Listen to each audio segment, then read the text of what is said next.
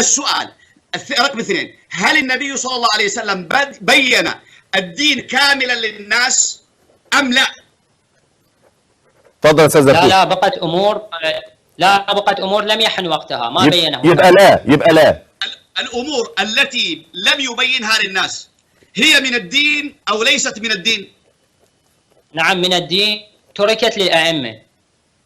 جميل. هل النبي صلى الله عليه وسلم لم يبلغ الناس شيئا من الدين؟ نعم، لان اكتمل الدين بالائمه، فالائمه اكملوا. اذا انت ابطلت رساله النبي، لأن الله يقول في القرآن الكريم: يا أيها الرسول بلغ ما أنزل إليك من ربك وإن لم تفعل فما بلغت رسالته والله يعصمك من الناس. شوف، لاحظ كلمة الناس، ما قال يعصمك من علي، لأن البلاغ هنا للناس وليس لعلي.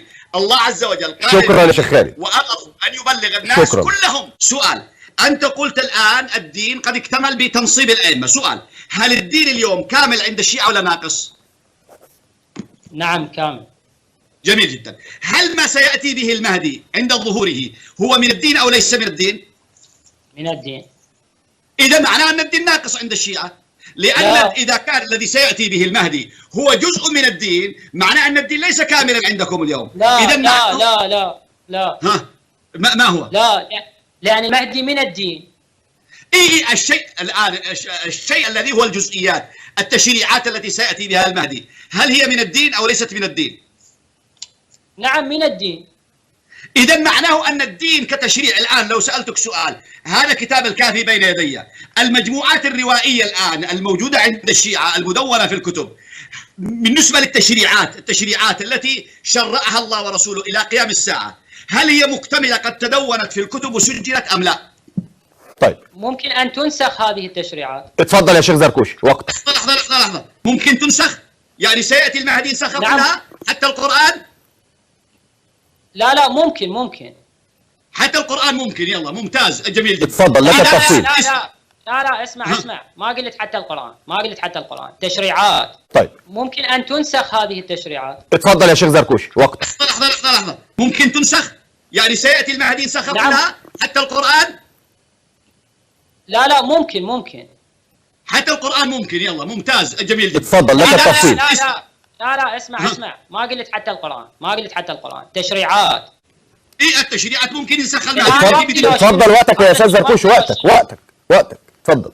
بسم الله الرحمن الرحيم. يقول إذا الدين اكتمل، إذا الإمام المهدي عندما يأتي بشيء هذا ليس من الدين. أنا من البداية جاوبتك، ليش تكرر نفس الأسئلة؟ من للمشاهد.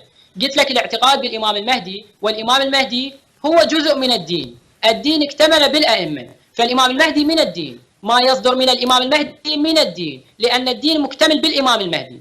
زين، وبالاعتقاد جزء من الدين الإمام المهدي. النبي عندما نزلت الآية اليوم بلغ ما أنزل إليك من ربك، نص على علي بن أبي طالب، نص على الأئمة، ثم نزلت عندنا اليوم أكملت لكم دينكم، فاكتمل الدين بالأئمة. ولا يعني ذلك أن النبي عجز أن يكمل، لا، النبي وضح كل شيء، وضح هناك بعض الأمور 23 سنة فقط. كل هذه الأمور من 1400 سنة تريدها أنه فقط كان النبي يقدر يوضحها فقط ب 23 سنة؟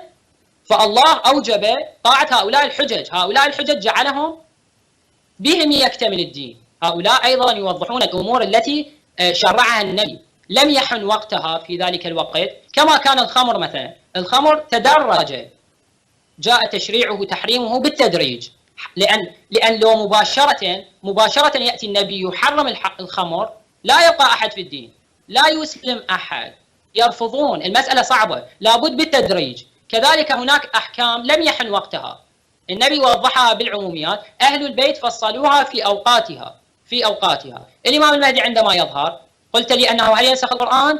أنا صار قطع صوتك أو أصلا سمعت أنه تشريعات. لا، الإمام المهدي ممكن عندما يظهر هذه الأمور التي هي موجودة ممكن أنه تتعرض للنسخ، لأنه كما كان النبي ينسخ كذلك قول الإمام ينسخ تلك الأقوال السابقة، فالإمام المهدي أيضا ينسخ أقوال. لكن الشريعة بما هي الشريعة لن تنسخ، الشريعة بما هي شريعة إلى يوم القيامة هي سارية. لكن بعض الأحكام ممكن أنه تتعرض للنسخ، تنسخ في فترة من الفترات. مثلا حكم المتعة، هذا الزواج المؤقت على عهد النبي، لبعض الأمور لبعض الأوقات كان ينسخ ثم يرجع تحليله، حتى أنه بعد ذلك حلل إلى يوم القيامة. عندكم أنه نسخ في خيبر ثم بعد ذلك أرجعه النبي أحله ثم نسخ في عام الفتح. زين، ولو هو بعد ذلك عمر هو الذي على العموم، لكن هذا النسخ لتلك الحكم، فلعله الإمام عندما يظهر ينسخ بعض الأمور ولا غير من ذلك. طيب ممكن أن تنسخ هذه التشريعات. اتفضل يا شيخ زركوش، وقت. لحظة، ممكن تنسخ؟ يعني سيأتي المهدي ينسخ نعم. كلها حتى القرآن؟ لا ممكن حتى القرآن ممكن. يلا ممتاز، جميل جدا. اتفضل لك التفصيل. لا اسمع ما قلت حتى القرآن، تشريعات. إذا استمعنا لهذا الزركوشي وهو يقول أن الأئمة ينسخون الأقوال، وهناك تشريعات فوضها النبي صلى الله عليه وآله وسلم للأئمة ليبلغوها في وقتها، لأنه لم يكن حان وقتها في زمن النبي، أي أن النبي خلال 23 سنة لم يكن بإمكانه تبليغ كل الدين. هكذا يكذبون على رسول الله، ثم تراهم يرددون حديث النبي صلى الله عليه وآله وسلم: من كذب علي متعمدا فليتبوأ مقعده من النار. وها هم يكذبون على رسول الله صلى الله عليه وآله وسلم ولا يستحون. ثم سمعناه يقول أنه لم يسمع جيدا هل الإمام المهدي ينسخ القرآن، وأنكر أن يكون الإمام المهدي أو غيره من الأئمة ينسخون القرآن. لكن بما أنه ينكر أو يتجاهل، دعونا نذكره بأن المرجع الأعلى للشيعة يقول أن الإمام ينسخ القرآن، أي ينسخ الآية القرآنية، كما ينسخ الحديث وكما ينسخ قول الإمام الذي قبله، أي الإمام اللاحق ينسخ قول الإمام السابق، وهكذا. هذا كتاب الرافد في علم الأصول من محاضرات آيتهم العظمى علي الحسيني السيستاني بقلم سيدهم منير عدنان القطيفي، الحلقة الأولى. يقول في صفحة 26: النسخ، وتحدثنا فيه عن إمكان صدور النسخ من قبل أهل البيت عليهم السلام للآية القرآنية، عن إمكان صدور النسخ من قبل أهل البيت عليهم السلام للآية القرآنية.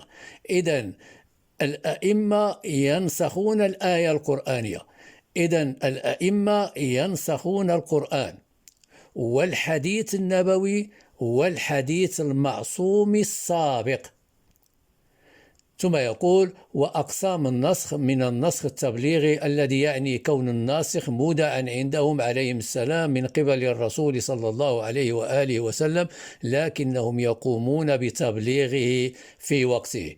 إذن الكلام واضح أن أهل البيت أي أئمتهم المعصومين ينسخون الآية القرآنية، أي ينسخون القرآن. فلماذا الزركوشي يتجاهل هذا الأمر أو يتغاضى؟